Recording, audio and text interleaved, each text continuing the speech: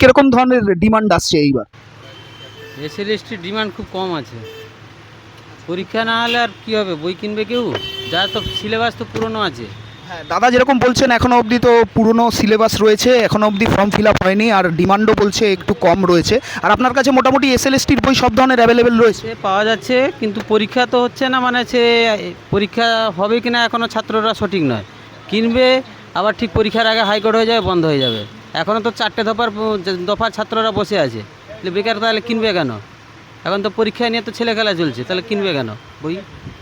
দাদা একটা খুব গুরুত্বপূর্ণ পয়েন্ট বললেন যে এখনও অবধি ফর্মটা যেহেতু ফিল আপ হয়নি, 4 দফার চলছে, তো কোর্টের থেকে কী রায় বেরোচ্ছে সেটাই দেখার, তারপরে এসএলএসটি আদেও কীরকম পরীক্ষা এক্সামিনেশনের কীরকম ফর্ম ফিল আপের পর কীরকম শিডিউল বেরোচ্ছে সেই হিসাবে ডিপেন্ড করছে। কিন্তু এসএলএসটি সব ধরনের বই এখানে অ্যাভেলেবেল রয়েছে। যেসব বই আপনারা খুঁজছেন বা যেসব বই আপনারা চাইছেন সেই সব বই, সব ধরনের বই আপনারা বইবাড়ি.in পেয়ে যাবেন। এখানে